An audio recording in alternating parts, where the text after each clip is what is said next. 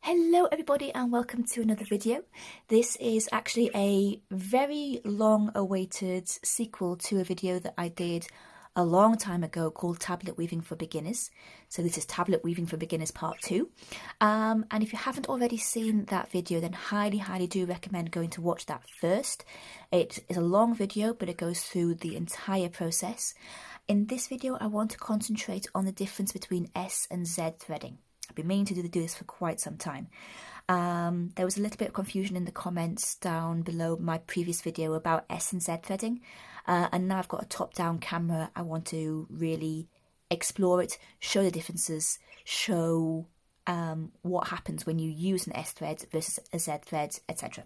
So the first thing I want to do is just draw a quick diagram to explain, hopefully a little bit more clearly, as to what an S thread and a Z thread is. So I'm going to draw just an S and a Z. Okay, so an S thread is, if you are looking at a top-down view of the card, it's how the yarn looks as it goes through the card. So I'm going to draw an example of a card in here, and the same on the Z thread. So as you will know if you've watched my previous video, each hole on the card has one thread going through it, and this is how it should look. So if I put the hole in there, there'll be a hole there and a hole there, and that is how, if you look down on it as a top-down view, the yarn should look. Let's do a practical example of that so you can see what I mean. I've got two cards here. I'm going to thread them both, and I'm going to do one S thread and one Z thread. Now what I'm also going to do is I'm actually going to thread one hole with a different colour, so that when we lay them down and we do an example of a 4 forward, 4 back pattern, you can see how the threads move and change. So if we pop the card down on the S thread, and I'm going to hold it roughly there so you can see, hopefully, you should see that the S goes through the hole there, and then, if I move my grip, out the other end away from the card itself. Let's actually thread it with the yarn so you can see a bit more clearly. So as I said, I'm going to do B in a different colour, but I'm going to start with A. So I'm going to take my yarn. Let's put it this way so it mimics the shape of the S. I'm going to thread it through my card and round the other end. So as you can see, if you lay the yarn out, it forms an S going over the edge of the card that way and round that way. Now, white might be a little bit difficult to see on this background, so let's do the coloured yarn. I'm going to put it through this hole for now just to show you a bit clearer so I can lay it out flat. There you go. So you should now clearly see the yarn forming the S shape around the card. Okay. I actually want that thread to be in that hole, so I'm just going to pop it in there. So once again, with my white yarns, I'm just forming that S shape around the card.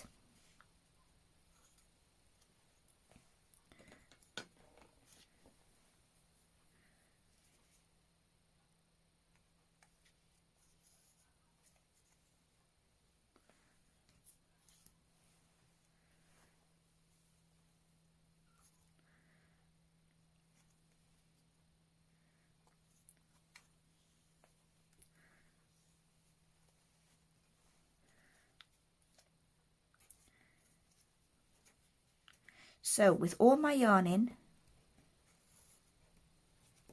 I need to neaten it up, but with all my yarn in, you'll see that when I loosen the yarn up, it forms that S shape. So that card is S threaded.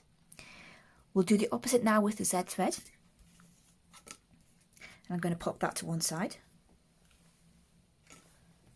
So for the SZ, again, I've got the same cards holes, The same one is going to be filled with blue, so again that's going to be the B, but for demonstration purposes I'll use it in this hole first.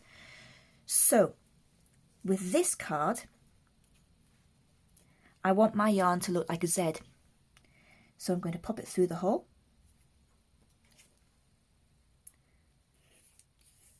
And out the other side. So there, you should see that now, when the yarn is laid out, it looks like a Z. Or a 2, depending on how you write your Zs. But that is the general gist of the difference between S and Z threaded. I'm going to thread this card up as well, all Z threaded, and then we'll have a look at how the cards actually work when they are threaded in these two different ways. So once again, I'm just going to make sure that it is threaded into the right hole first.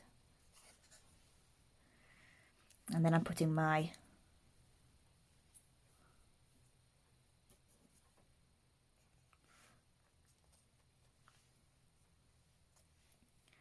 white ones into these holes.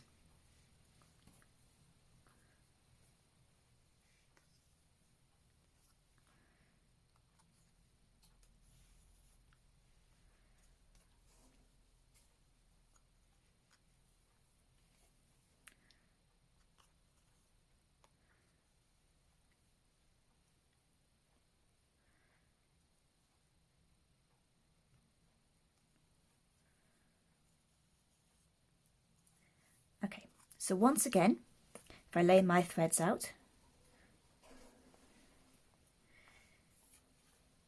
you'll see that they all form that Z shape. So, now our cards are threaded. Let's lay them down. So we'll have the Z threaded card on the bottom. Just make sure our lengths are the same thread, our threads are the same length, roughly. And our original S threaded card will lay on the top here.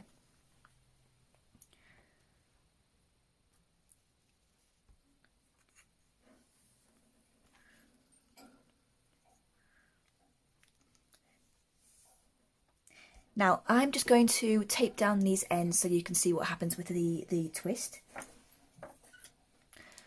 Okay, so I've got them taped down just to replicate a bit of tension that we would normally find when we're actually doing our tablet weaving. Now obviously I can't do the actual picks here, but what I do want to show you is how the yarn twists differently depending on which threading system you've used.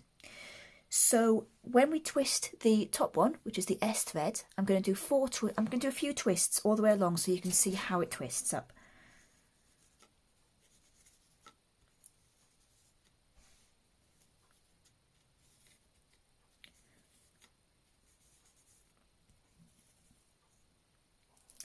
And then we're going to twist the Z thread and we'll compare the two.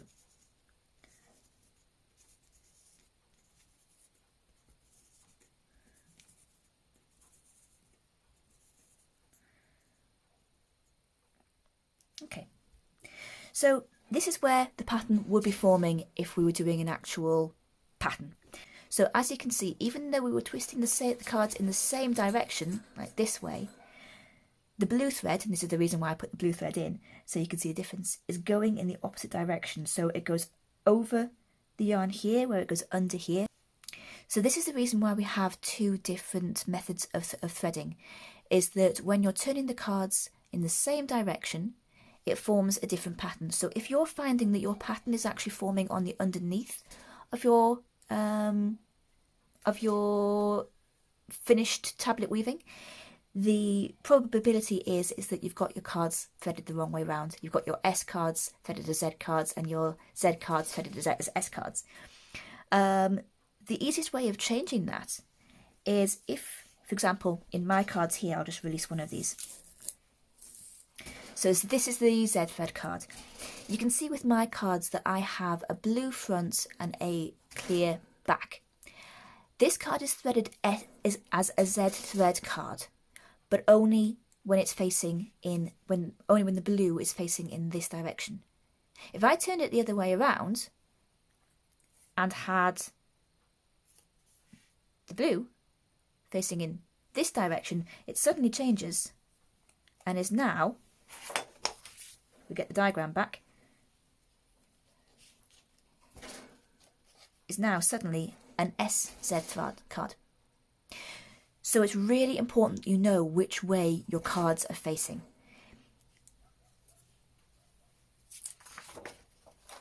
So that is pretty much it for this video. I just wanted to explain the difference between S thread and Z card and hopefully make that a bit clearer. Like I say, if you haven't already seen my video on tablet weaving, do go check it out.